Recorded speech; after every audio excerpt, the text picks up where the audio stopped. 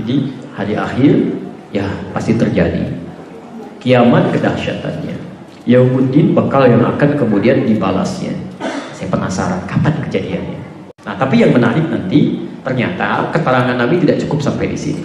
Ketika ada yang bertanya tentang kiamat masalah waktu ya, justru Nabi SAW memberikan gambaran-gambaran tentang tandanya supaya jadi pengetahuan kepada kita bagaimana kemudian mempersiapkan diri kita tanpa harus memikirkan keadaannya.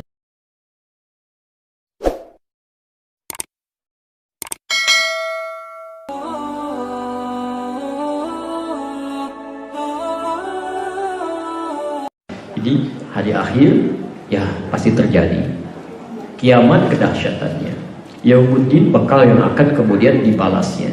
Saya penasaran kapan kejadiannya. Oke? Suka ada pertanyaan itu kan? Jangankan kita sekarang, dulu pun di zaman Nabi itu sudah ditanyakan. Ya, di hadis riwayat Muslim hadis ke-8 tadi, ya, malaikat yang menyamar puncaknya bertanya, "Mata sa'ah?" Kapan kejadian semua itu? Saat semua akan ditanya, saat semua dipertanggungjawabkan, saat semua dahsyat terjadi, kapan kejadiannya? Nah, yang menarik, ketika bertemu dengan kata kapan, itu kalimat diungkapkan dengan saat. Ketika bertemu dengan balasan, diungkapkan dengan ad-din.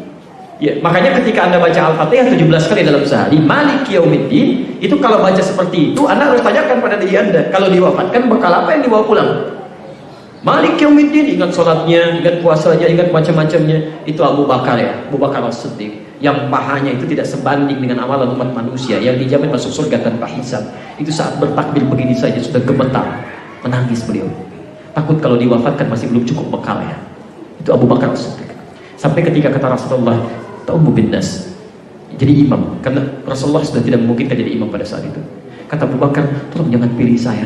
"Kenapa kamu protes seperti saudara Yusuf protes?" Gitu ya. Ya, kata Abu Bakar, "Saya orang yang terlampau banyak menangis, takut yang lain gak khusyuk." Kita bisa bayangkan, itu di. Tapi ketika bertanya kapan, waktunya jawabannya sama. Baik, Quran surah ke-31 ayat 34. Nah, ini yang sekarang sedang banyak dibahas ya. Sekolah. Baik.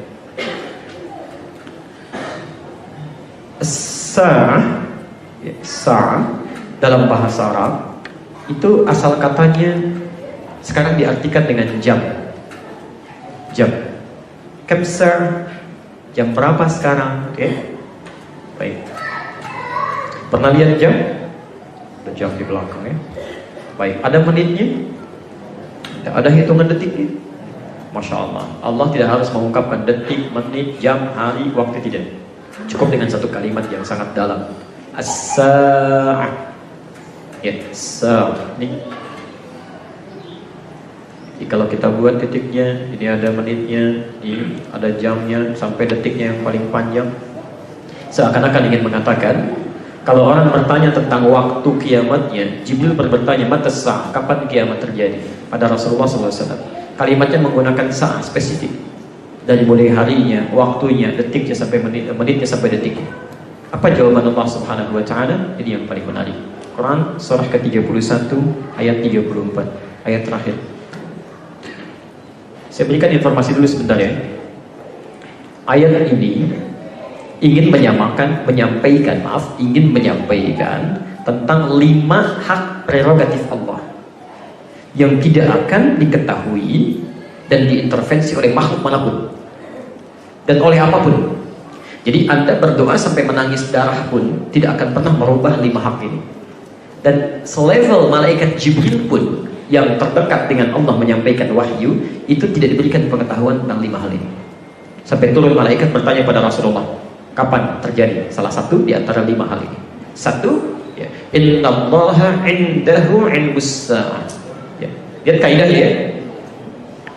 Pakai innallaha indahu. Saya tuliskan sedikit. Ilmus sa'ah.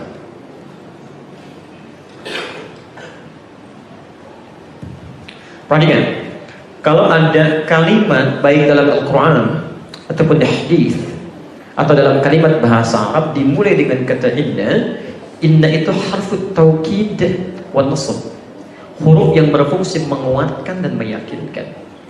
Jadi kalau ada kalimat dimulai dengan kata inna, itu hukumnya ingin ditegaskan, dipastikan. Ya. Pak Wali Kota akan datang ke sini. Ya. Surprise mentekah Tanah Kusir, kan, sekitar, ya. Atau Jakarta Al-Janubiyah, Wali Kota Jakarta Yati akan datang ke sini. Anda bertanya, masa sih? Saya katakan, inna rais mentekah Jakarta Al-Janubiyah, inna, pakai inna. Betul, saya tegaskan ya, beliau akan datang ke sini. Jelas di sini? Nah, artinya apa? Kalau ada ayat dibuka dengan kata inna, itu artinya informasinya melahirkan unsur ketegasan, tidak main-main. Tegas. Jadi kalau sudah pakai inna, nggak boleh ragu. Dan jangan bertanya lagi. Dan jangan banyak dibahas. Karena ini sudah pasti hukumnya. Jelas ya? Baik. Apa yang terkait dengan inna itu? Innallaha indahu. Indah itu tidak diungkapkan dalam bahasa Arab kecuali menunjuk sesuatu yang lekat. Lekat. Ana indi al-qalam.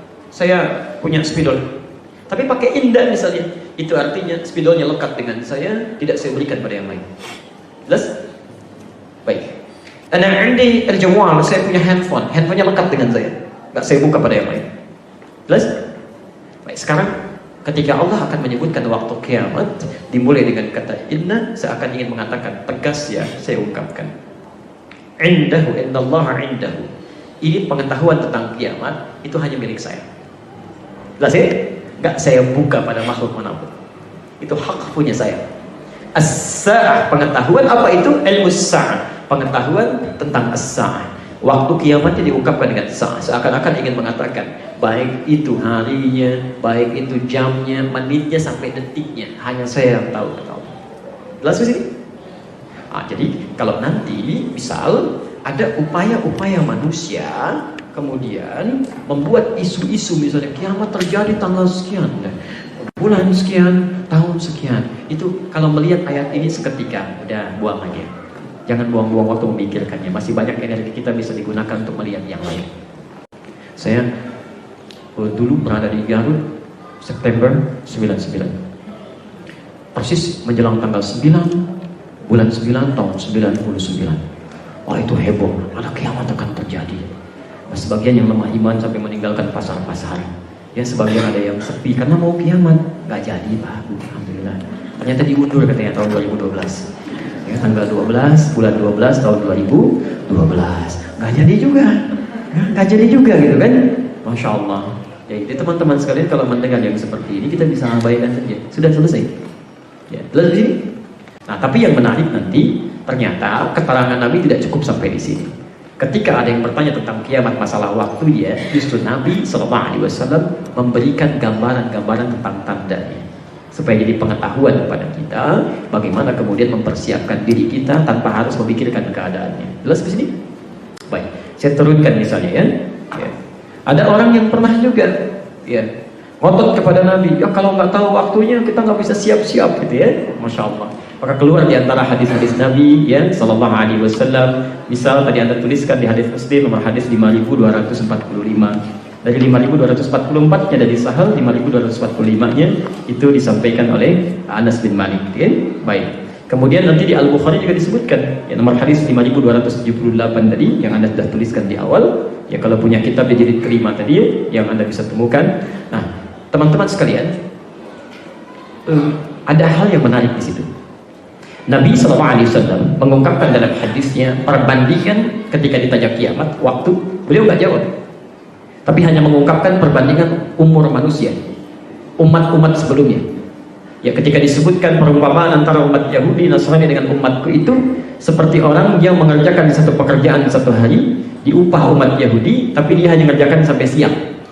Ketika dikerjakan sampai siang, nggak mau kerja lagi, maka dicari orang lain selain mereka, dikerjakanlah kemudian oleh golongan Nasrani, dikerjakan sampai asar, tidak tuntas. Maka ketika tidak tuntas kemudian dititipkan pada orang Islam, dituntaskan sampai selesai dan mendapatkan pahala yang sempurna. Seperti itulah gambaran kehidupan umatku, kata Nabi. Dan aku berharap Allah memberikan setengah hari lebih kepada umatku yang telah menyempurnakan pekerjaan tadi. Baik, dari situ kemudian banyak dianalisis, muncul analisis untuk memetakan, oh berarti ini gambaran terjadi kiamat.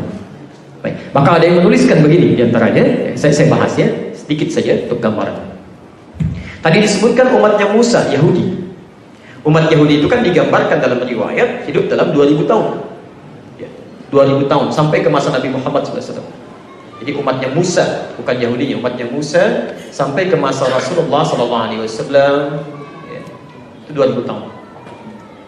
Sedangkan umatnya Isa alaihissalam, Nabi Isa, ke masa Nabi Muhammad SAW itu 600 tahun.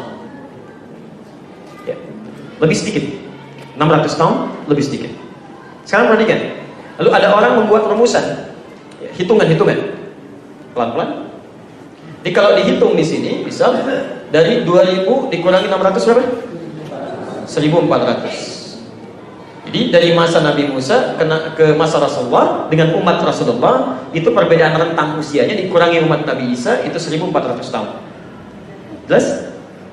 Baik, dari sini kalau kita ingin kurangi lagi, saya hapus dulu sebentar.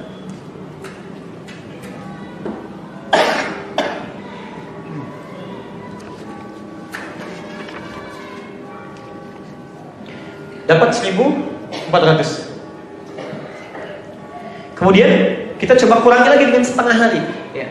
Kalau satu hari berapa hitungannya? Satu akhiratnya 1000 tahun. Kalau setengahnya 500 tahun. Kurangi 500 berapa? 1400 kurang 500?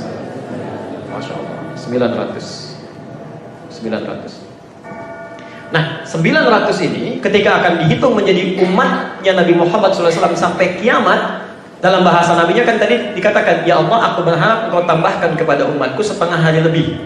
Masih ingat tadi? Dalam riwayatnya, setengah hari lebih. Setengah hari berapa?